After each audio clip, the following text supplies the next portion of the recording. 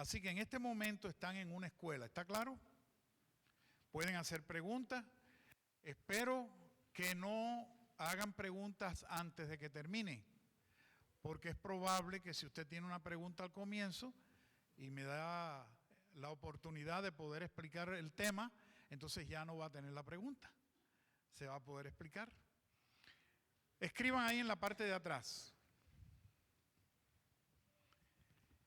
El texto, ¿saben cómo escribir texto con X? Pongan ahí, el texto. ¿Sí sabes escribir eso? Ajá.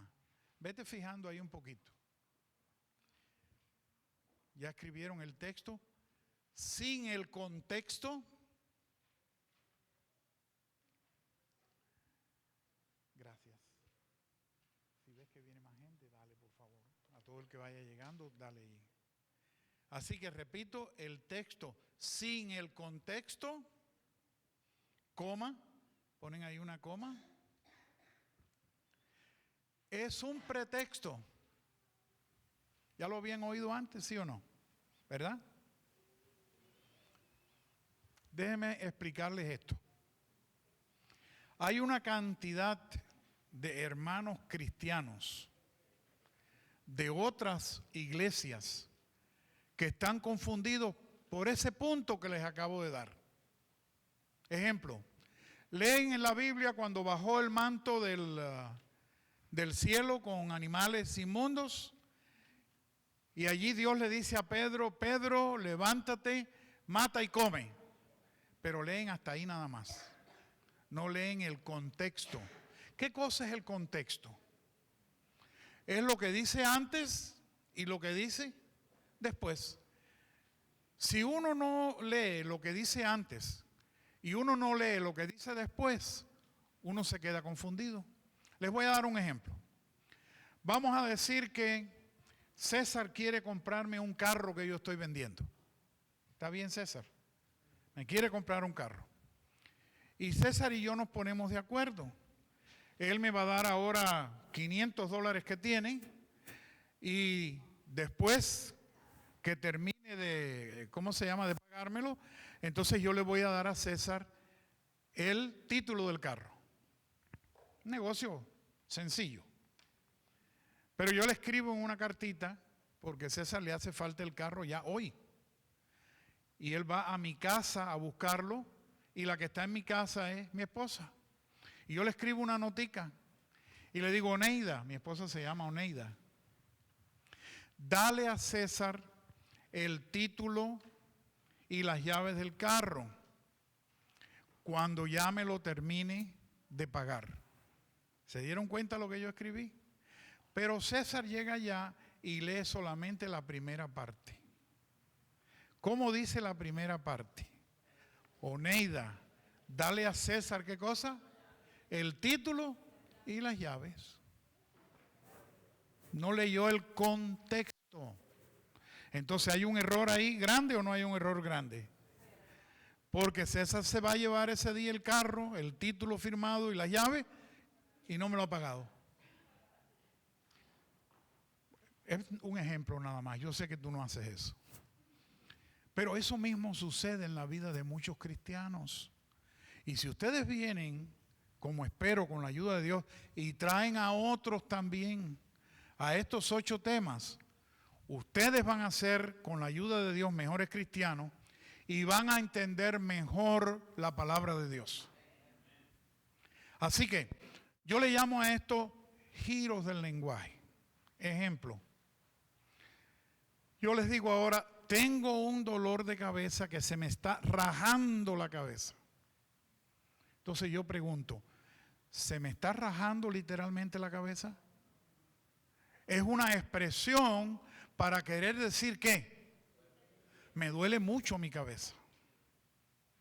Eso es un giro del lenguaje. Lo mismo que ahí les puse en la introducción. Otro ejemplo. ¿Cuál es el otro ejemplo que viene allí? Estoy muerto de hambre. ¿Estoy muerto de verdad? ¿Qué es lo que quiero decir con esa expresión? Tengo mucha hambre. Y hay otros giros del lenguaje. A ver, ¿alguien recuerda alguno que me quiera ayudar en este momento? Me estoy muriendo de sed. Tú no te estás muriendo. Lo que estás queriendo decir es, tengo mucha sed. Giros del lenguaje. Pues adivinen qué. Los escritores bíblicos, que fueron hombres iguales que nosotros, utilizaron los giros del lenguaje. Y es algo bíblico, pero es algo que no podemos entenderlo literalmente. De la misma manera que no podemos entender literalmente cuando le decimos a una persona, estoy muerto de hambre. La persona no puede entender que estoy muerto. La persona lo que entiende con esa expresión es, tengo mucha hambre. Vamos allá, le puse algunos ejemplos allí. Dice en el punto número 2, algunos ejemplos bíblicos. ¿Tú tienes la página ahí? Ok, veme poniendo ahí Génesis 4:10. Noten la expresión con que Moisés, inspirado por el Espíritu Santo de Dios, que fue el que escribió los primeros 5 libros de la Biblia, conocidos como el Pentateuco. ¿Cómo fue que Moisés relata aquella conversación entre Dios y Caín? Dice así, Génesis capítulo 4, versículo 10. ¿Ya lo tienes por ahí? Dice allá, y le dijo, Caín es el que dice eso, ¿qué has hecho? Es decir, Dios le dice a Caín, ¿qué has hecho? La voz de la sangre de tu hermano clama a mí, ¿desde dónde? ¿Han visto ustedes alguna vez la sangre hablar? Eso es un giro del lenguaje. Lo que Dios le está queriendo decir aquí a Caín es, yo sé lo que sucedió. Yo sé que mataste a tu hermano. Debe haber sido terrible esa muerte, porque hasta ahora no habían visto lo que era morir un ser humano. Ya habían visto lo que era morir algunos animalitos. Ya habían visto que a las flores le empezaron a salir espinas. Ya se dieron cuenta que los animales antes que jugaban con ellos y los tocaban y ahora no podían hacerlo. Les tiraban una mordida porque ya el pecado estaba haciendo su efecto. Estoy imaginando algunas cosas. Dice el segundo punto, el B. Habacuc, capítulo 2, versículo 11. Habacuc 2:11.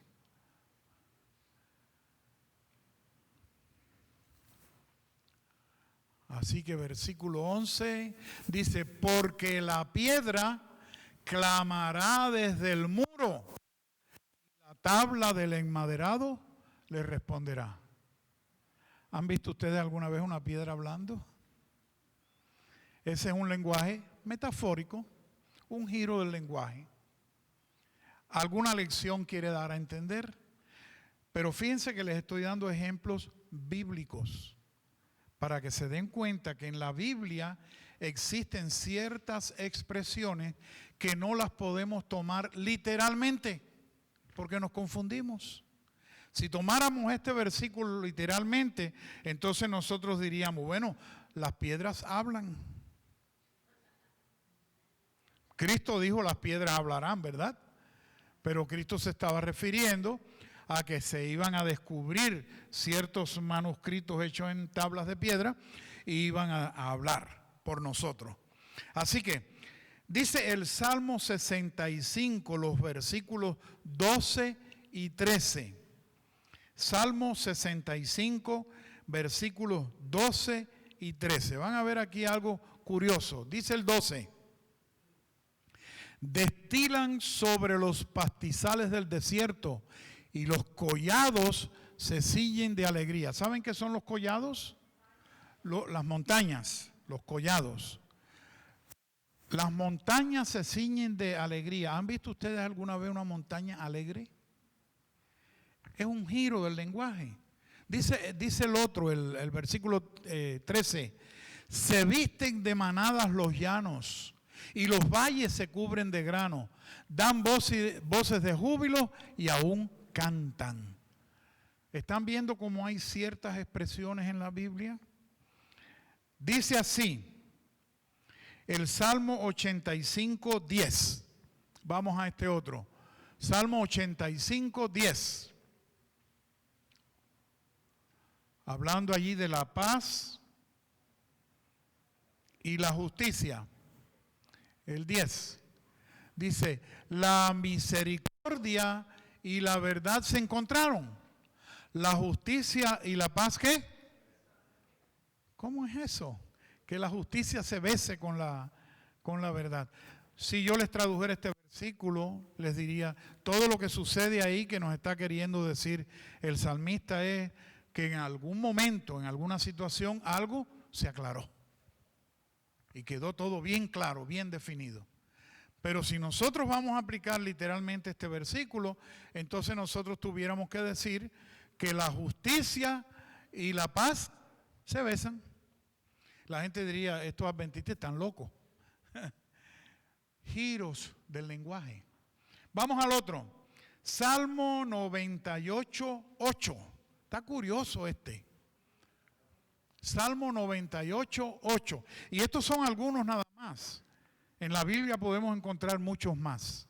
Estos son algunos ejemplos nada más. Dice, los ríos, ahí dice, batan las manos. En la otra versión dice, aplaudan. ¡Wow! Los ríos aplaudiendo. Dice, y los montes todos hagan ¿qué? Regocijo. ¿Saben cuando hay un grupo de personas que están alegres lo que sucede? Que todo el mundo aplaude y todo el mundo habla y todo el mundo se pone feliz y contento. Bueno, lo que estaba diciendo allí el salmista es por cierta razón como si los montes estuvieran felices y los ríos también.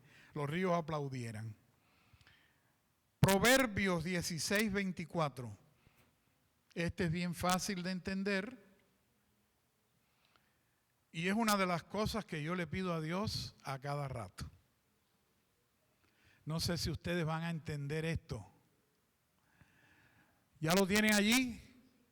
Dice el versículo 24. Panal de miel son los dichos ¿qué? Suaves. Suavidad al alma y medicina ¿para qué? Para los huesos.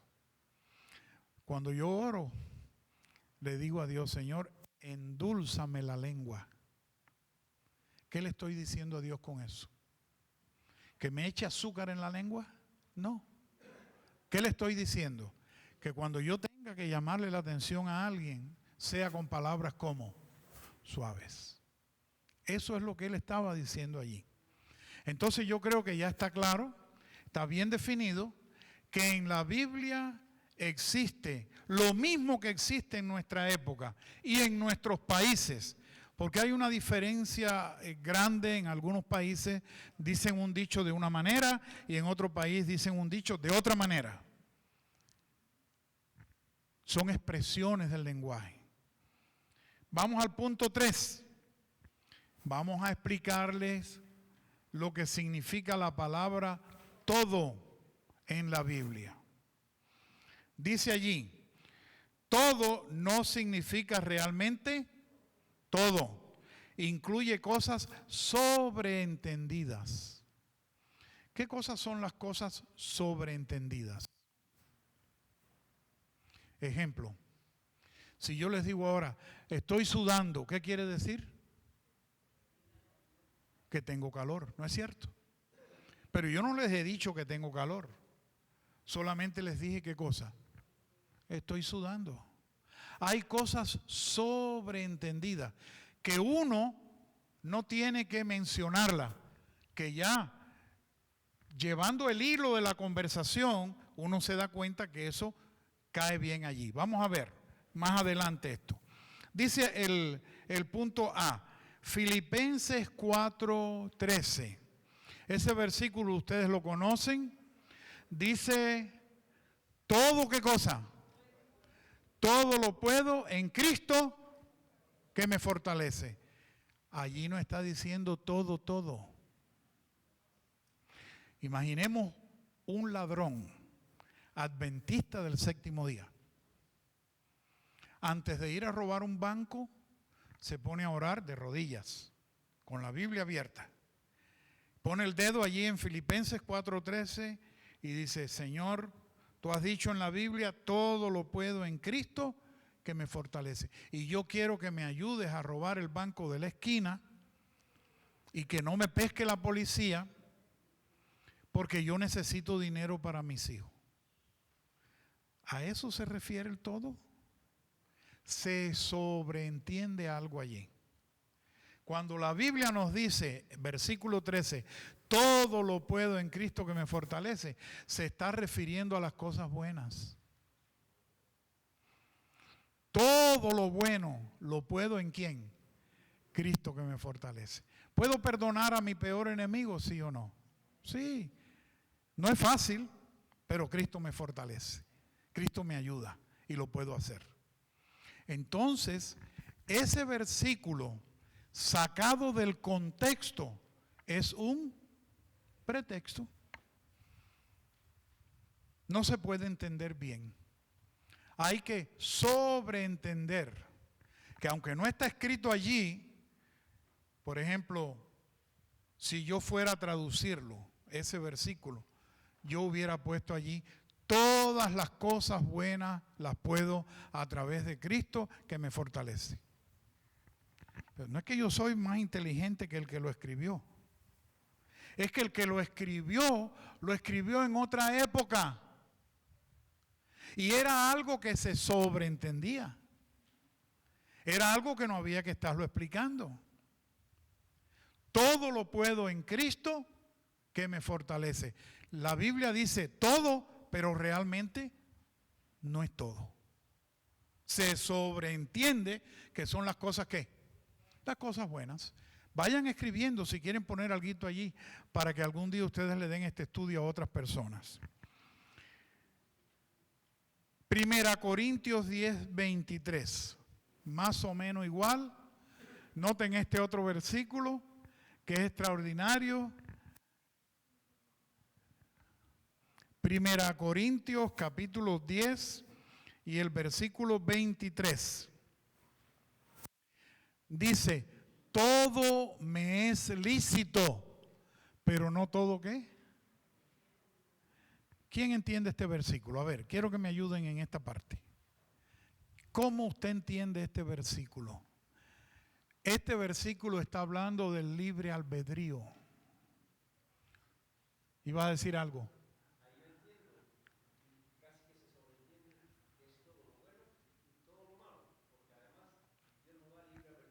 Perfecto. Agarraste la onda. Ese versículo está diciendo, yo tengo libre albedrío. Si yo quiero con esta mano, yo puedo saludar a alguien, puedo salvar a alguien que se esté ahogando. He salvado ya como a 2 personas que se han estado ahogando. ¿Alguno de ustedes ha salvado a alguien que se haya estado ahogando? ¿Nadie? Usted también. Una vez estaba en un río muy lindo allá en mi país, cristalino, se veía el fondo, los peces en el fondo se veían. Y estábamos allí con los niños y llegó 2 borrachos. Uno cruzó por encima del puente, pero el otro se metió a cruzar por el medio del río como si fuera una carretera. Y se fue hundiendo hasta que ya se fue al fondo y sacaba la cabeza y abría la boca de este tamaño. Y entonces yo tenía al niño mío más chico en una recámara de una, ¿cómo se llama? Una rueda. Y tenía al niño sentado allá adentro y metí la mano así para agarrar y a la cámara, a la recámara, y fui nadando con el otro brazo y allá mi esposa gritaba desde la orilla y decía, Josué, te vas a ahogar, ¿verdad? ¿Te acuerdas de eso, Oni? El niño, te vas a ahogar. Todo lo que hice fue velar cuando él volvió a subir otra vez, lo agarré por el pelo y lo llevé así nadando con los pies y lo llevé hasta la orilla. ¿Saben lo que hizo ese hombre? Siguió caminando, salió del río, siguió caminando con las botas, traía unas botas grandes de esas de andar en el campo y sonaba el pie adentro del agua. Como si nada hubiera pasado. Siguió por ahí para allá caminando. Yo les decía, con esta mano puedo salvar a alguien, pero también lo puedo ¿qué? Matar. Todo depende cómo yo la use. Todos nosotros tenemos libre albedrío. El libre albedrío es la libertad que Dios nos ha dado, porque de lo contrario, si no tuviéramos libre albedrío, fuéramos como los carros que tenemos allá afuera. Un robot. Esos carros no caminan hasta que usted no le pone la llave y le aprieta el gas. Imagínense que tú y yo fuésemos como un robot, que Dios nos hubiera programado para no hacer el mal. Entonces seríamos unos santos todos, pero ¿seríamos santos verdaderamente santos o seríamos santos forzados?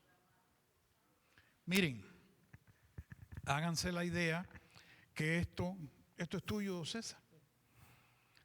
Esto es una fruta. Imaginen que es una fruta.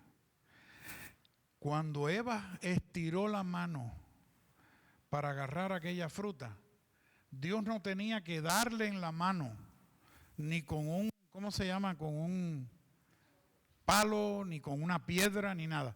Sencillamente, a ver, César, ven a agarrar esto para que tú veas, hacer esto así, con cuidadito, mira, con cuidadito. ¿Podía Dios haber hecho eso, sí o no? ¿Por qué no lo hizo? Gracias, César. ¿Por qué no lo hizo? Porque hubiéramos sido nosotros autómatas. No hubiéramos tenido libre albedrío. ¿Se dan cuenta del detalle? Entonces, cuando el versículo dice allí, todo me es lícito, quiere decir, yo puedo hacer el bien, pero también puedo hacer ¿qué cosa? El mal, porque tengo libre albedrío. Pero no todo conviene, todo me es lícito, pero no todo edifica. ¿Entienden mejor así el versículo? Hay un detalle curioso en la Biblia. A veces un versículo no se explica él solo. Entonces uno tiene que buscar en otros lugares, en otras citas, para ver qué fue lo que hizo este hombre, qué fue lo que Dios dijo en aquella ocasión. Entonces unir un poquito aquí y un poquito allá. Y así es como uno puede hacer una doctrina. Pero noten esto que les voy a decir en este momento. Hacer una doctrina de un versículo es un error garrafal. Hacer una doctrina de un versículo es un error ¿qué? Grande. Aunque ustedes no lo crean, mis hermanos, hay una cantidad de hermanos de otras iglesias que han hecho de un versículo una doctrina. Hay hermanos que comen todo tipo de carne, carnes inmundas, carnes que Dios ha dicho claramente que no se deben comer. Solamente porque Dios, leen allí que le dijo a Pedro, Pedro, levántate, mata y come. Pero no leen más. Entonces les dije, y lo escribieron ustedes allí, que un texto sin el contexto es ¿qué cosa? Un pretexto. Y es un pretexto porque muchos se dan cuenta que no es correcto, pero se siguen comiendo la carne inmunda. ¿Entienden eso? Seguimos al otro punto. Dice así. Así que Colosenses 3:17. ¿Ya lo tienen allí? Miren bien esto para que se den cuenta. Y todo lo que hacéis, sea de palabra o de hecho, hacerlo todo en el nombre del Señor Jesús, dando gracias a Dios Padre por medio de Él. Todo lo que hagas. Así que Dios te dio fuerza para agarrar a alguien que estaba robando tu casa y lo agarraste por el cuello y lo apretaste bien duro hasta que ya no respiró más. Y entonces tú dices, le doy gracias a Dios que me dio fuerza para poderlo matar. ¿Está bien eso? No, no está bien. ¿Qué es lo que quiere decir en sí el versículo? Dice, todo lo que hacéis, sea de palabra o de hecho, hacerlo todo en el nombre de ¿quién? Se sobreentiende que está hablando de ¿qué cosas? De cosas buenas, no de cosas malas. Alguien que reconoce que en el trabajo no le están pagando como debieran pagarle. Y dice, bueno, como no me están pagando como debieran pagarme, yo me voy a llevar esta batería que sobró y la voy a vender por fuera para poder compensar lo que ellos me están pagando. ¿Está bien hecho eso? ¿Qué creen ustedes? No podemos pagar un mal con otro mal. Más bien la Biblia dice que debemos pagar el mal ¿con qué? Con el bien, haciendo el bien, en otras palabras. Muy bien, hermano, vamos bien hasta aquí. Así que, Marcos capítulo 11, versículo 24. Este está difícil de entender. Este está un poquito más difícil de entender. Marcos 11, 24.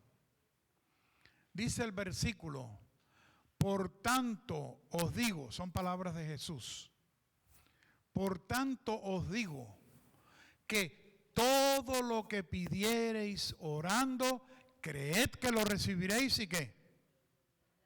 Wow. Ahora yo les quiero hacer una pregunta, sean honestos conmigo. ¿Cuántos de ustedes han estado durante cierto tiempo orándole a Dios por algo que nunca Dios se los ha contestado? A ver las manos. Entonces, ¿dónde queda ese versículo? Fácil de explicar. Había una niña pequeña aquí, ¿dónde está? No, otra más. A ver, el jovencito ese, ¿cómo se llama? ¿Cómo se llama? ¿Cómo tú te llamas? Abraham, ven acá un momentito conmigo, ven acá. Un segundito nada más. No te va a pasar nada. Bueno, sin que venga Abraham acá. ¿Qué edad tiene Abraham, hermana? 3 años.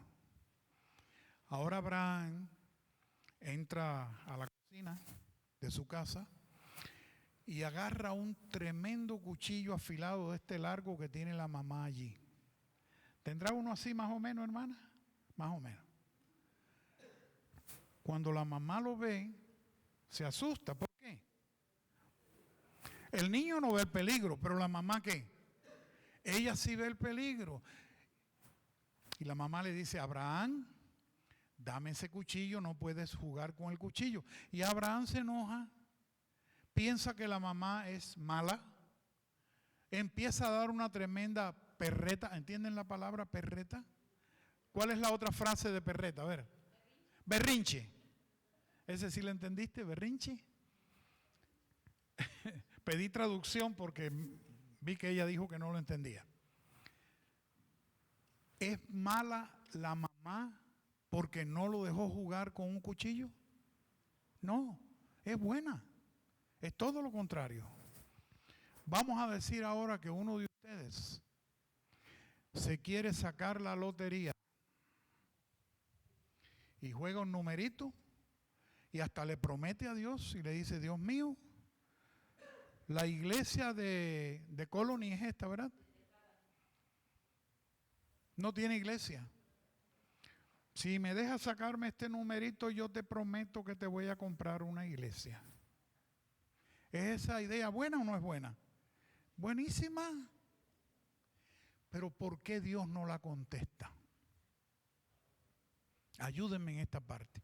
¿Por qué Dios no contesta eso? Aunque se lo estés pidiendo, aunque hagas ayuno y oración. ¿Por qué Dios no contesta eso?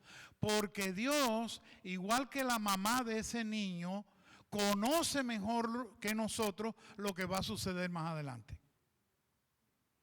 Lo primero que va a pasar es que vas a perder toda la familia. Porque empiezan a llamarte primos que tú ni conocías. Primo, yo soy hijo de la tía Juanita. Juanita. Sí, primo, mira, me enteré que eres millonario, por favor, ayúdame que estoy al perder el ranchito aquí. Si le mandas algo te van a criticar porque le mandaste muy poco. Y ya la familia se empieza a dividir. Si no le mandas nada, porque no le mandaste nada. Y si le mandas mucho, empiezan a aparecer otros tíos y otros primos que tú no conocías. Pero eso no es todo, para que veas por qué Dios no contesta esas oraciones. Si tuvieras el dinero suficiente para ir mañana al dealer que tú quisieras y comprarte un carro nuevo, ¿cuál te comprarías? Ayúdenme en esta parte. ¿Cuál? Díganme, necesito ayuda. ¿Tienes dinero de sobra? ¿Cuál carro te comprarías? ¿Un qué? Un Audi, tremendo carro. ¿Cuál dijiste tú? ¿Un qué? Oh, el gusto tuyo es alto, un Rolls Royce. Déjame decirte, ¿cómo te llamas, hija? ¿Jenny? Yanil. Déjame decirte por qué Dios no te va a contestar nunca esa oración. Y a lo mejor pasas toda tu vida, quiera Dios que no, pero a lo mejor pasas toda tu vida sin tener un Rolls Royce. Si tú tuvieras un Rolls Royce del año, vamos a decir que no fue de los muy caros, te costó nada más $350,000, de los medianitos. Tú no estuvieras hoy aquí en la iglesia porque tú no pusieras tu Rolls Royce en medio de los espacios tan chiquitos que hay para estacionar en esta iglesia. ¿Dije bien o dije mal? ¿Son estrechos los espacios aquí o no? ¿A nadie le han pegado un portazo todavía? Cuando alguien abre la puerta así le pega. Imagínense un Rolls Royce de $350,000. ¿Qué te parece? Te das cuenta por qué Dios, por mucho que tú le pidas, aunque el versículo, y son palabras de Jesús, que dice, por tanto os digo, que todo lo que pidiereis orando, creed que lo recibiréis y os vendrá.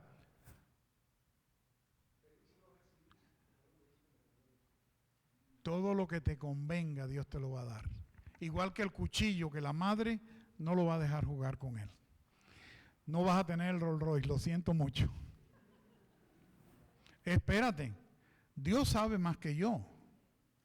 Y si Dios ve que tú eres una muchacha que estudias y te haces una, no sé qué, una doctora famosa que descubre la cura para el SIDA, por ejemplo, o para el cáncer, y te empieza a entrar dinero a chorros por todos lados y te puedes comprar tu Rolls Royce, disfrútalo, no hay ningún problema. Pero no te olvides que el que te dio la inteligencia, ¿quién fue? Es Dios. Entonces, ya se dan cuenta, hermano, no podemos utilizar ese versículo literalmente, porque nos confundimos.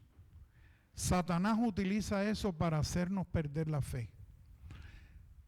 Llevas 10 años pidiéndole a Dios por tu esposo y Dios no te contesta, tu esposo sigue enfermo. Déjame decirte algo, Dios te está contestando. Lo único que la contesta que Dios te está dando es no. Tú le estás diciendo, Señor, sana a mi esposo, y Dios que te está diciendo, no, no te conviene. ¿Cómo que no me conviene que sane a mi esposo? Cuando hay una enfermedad es cuando uno más ora, y es cuando uno más se consagra, y es cuando uno más viene a la iglesia. ¿Es cierto lo que dije o no es cierto? Vamos al otro punto acá. Dice San Juan 15:7. San Juan 15:7. Yo creo que ya van entendiendo el estudio, y este estudio es una base muy importante para todo lo demás que les quiero enseñar y les quiero repasar. Si permanecéis en mí y mis palabras permanecen en vosotros, pedid todo lo que queréis y os será hecho. ¿Qué se sobreentiende en ese versículo? Todo lo bueno. Todo lo que te conviene, Dios te lo va a dar.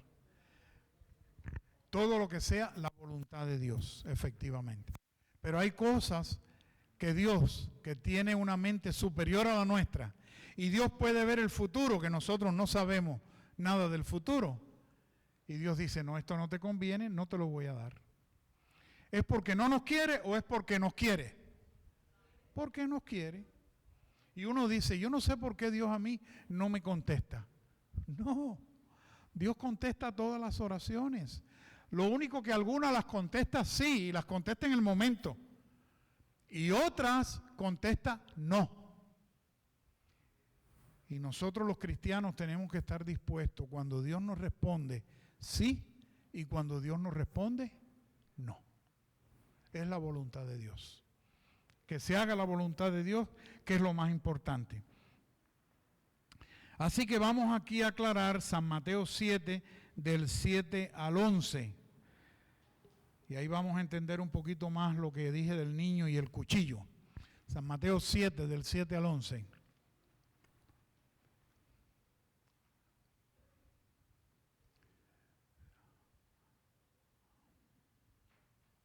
Ahí está bien. Pedid y qué cosa, y se os dará. Buscad y qué, y hallaréis. Llamad y se os abrirá. Porque todo aquel que pide, recibe, y el que busca, halla, y al que llama, se le abrirá. Pero ahora viene la clave. Porque recuerden que un texto sin el contexto, ¿qué cosa es? Un pretexto. Ahí viene la explicación. Sigamos leyendo el versículo 9. ¿Qué hombre hay de vosotros que si su hijo le pide pan, le va a dar una piedra? ¿O si le pide un pescado, le va a dar una serpiente? Pues si vosotros, siendo malos, sabéis dar buenas dádivas a vuestros hijos, ¿cuánto más vuestro Padre que está en los cielos les dará qué cosas, dice ahí? Cosas buenas.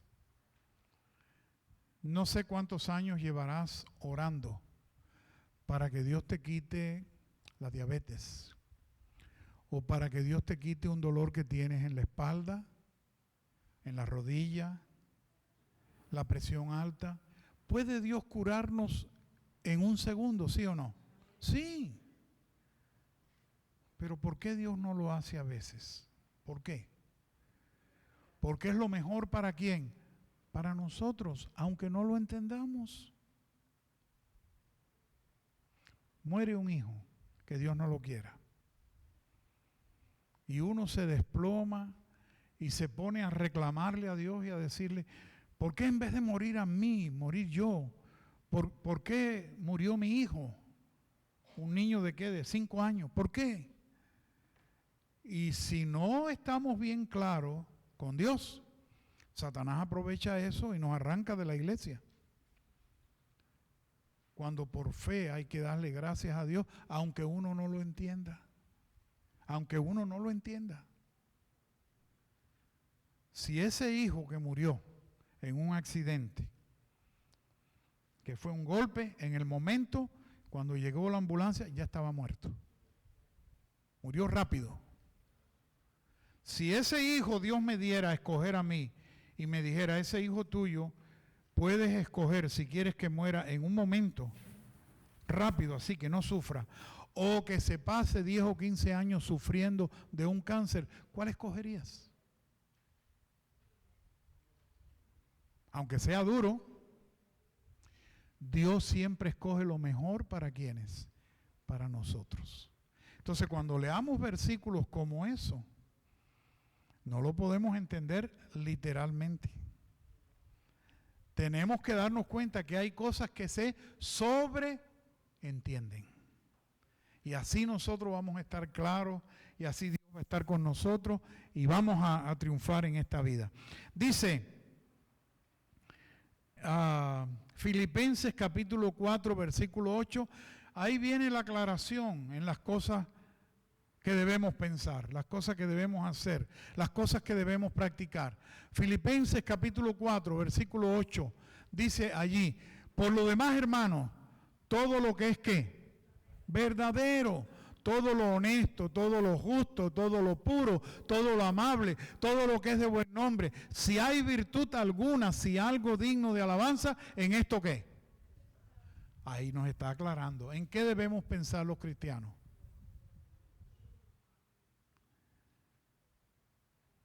Ese versículo no necesita explicación. Está claro. Pero hay otros versículos que no los podemos aceptar o entenderlos literalmente. Estamos perdidos. Romanos 8:28. Ese es un versículo tremendo. Dice así: los que aman a Dios, todas las cosas ¿qué? ¡Wow! Las cosas buenas y las cosas ¿qué? Malas. Pero solamente los que aman ¿a quién? A Dios. Como les decía hace un ratito, una persona que pierde un hijo pequeño, pero está bien cimentada en Cristo Jesús, su fe no se desploma. Esa persona llora, esa persona sufre, pero esa persona razona con Dios y le dice: yo no sé por qué razón lo pusiste a descansar, pero yo confío en ti. Oh, esa es una fe que rompe las paredes. Esa es una fe que triunfa en la vida. Entonces esa es la fe que nosotros como cristianos debemos tener. Confiar en Dios en las buenas, como en el matrimonio. Cuando usted se va a casar, el pastor le dice: promete quererlo y amarlo y protegerle en las buenas o cuando llegue la enfermedad también. Y uno dice: lo prometo. Es lo mismo, en las buenas y en las malas. San Mateo 17:20, el mismo principio se aplica aquí, pero es un poquito diferente. Así que San Mateo 17:20. ¿Ya lo tienen? Jesús les dijo: por vuestra poca fe, porque de cierto os digo, que si tuvieres fe como un grano de mostaza, le dirías a este monte: pásate de aquí a allá, ¿y qué? Y esto me hace recordar una ilustración. Una ancianita que tenía que bajar una montaña, ir a buscar, ¿cómo se llama?, agua al río, y después volver a subir. Y leyó este versículo y dijo: ay, Señor, quita este monte de aquí para allá yo no tener que subir, ¿verdad? Y estaba terminando la oración y hace así, abre un ojo y ve que la montaña estaba allí y dice: yo sabía que no se iba a quitar. ¿No tenía qué? No tenía fe. La fe significa creer en Dios aunque uno no lo vea. Creer que Dios obra, que somos sus hijos. A mí me han sucedido cosas en la vida, yo no sé a ustedes, que yo todo lo que he podido hacer es mirar al cielo y decir: yo sé que fuiste tú. No fui yo, fuiste tú. Me han sucedido cosas que ustedes no se imaginan. Y si estamos aquí hoy hablando con ustedes exclusivamente porque Dios nos ha dado la vida. Nada más. Bien, conclusión. Miren la conclusión que dice allí. Todo tiene sus límites. Y en la expresión bíblica es necesario analizar el contexto y el sentido de la declaración para poder entender correctamente. Lo que no esté explícitamente declarado en una porción de la Escritura Sagrada y queremos usar nuestra imaginación, hagámoslo de una manera conservadora, recordando que Dios es puro, santo y bueno. ¿Podemos imaginar cosas, sí o no? ¿Te imaginas cómo será el cielo? ¿Te imaginas cómo será cuando Dios resucite a tus seres queridos que ya han descansado? ¿Qué momento más feliz va a ser? Podemos usar la imaginación. No es malo. Pero en cosas que están bien definidas en la Biblia, la imaginación no vale. Hay que seguir lo que Dios dice. No es correcto hacer de un solo texto una doctrina bíblica. Voy a hacer preguntas. ¿Se puede hacer de un solo versículo una doctrina bíblica? No. ¿Qué hay que hacer cuando uno no entiende bien un versículo de la Biblia? ¿Qué es lo que hay que hacer? ¿Buscar qué cosa? Otros textos que nos aclaren un poquito más. Un poquito aquí y un poquito ¿qué? Allá. Y ahí es donde uno empata los, ¿cómo se llama? Los cabos. Y es donde uno puede comprender lo que Dios les está diciendo. Espero que este estudio de esta noche les ayude a entender un poquito mejor la Biblia. Pero los estudios que vienen son muy importantes. Hay hermanos que creen que ir a la iglesia, donde todo el mundo empieza a hablar a la misma vez, y donde todo el mundo empieza a tener expresiones como de alabanza a Dios, y aquí uno que está al lado de uno acá, empieza a dar vuelta como si fuera un trompo. Y otro empieza a levantar las manos y a decir aleluya, y otro se cae en el piso como con un ataque. Y uno cree que eso es el Espíritu Santo. Hay otros que cuando el pastor está hablando en medio de la oración, dice, jala macaya, jala macaya. Y todo el mundo dice, aleluya, gloria a Dios, como si fuera que el Espíritu Santo ha entrado al pastor y le está haciendo que se exprese de esa manera. No estoy criticando, les estoy diciendo lo que es realmente. El viernes les voy a explicar, no dejen de venir. Les voy a pedir un favor, llamen a otros hermanos que no vinieron hoy, para que ellos puedan también afirmar su fe. Que Dios me les bendiga. ¿Alguna pregunta? ¿Entendieron bien todo?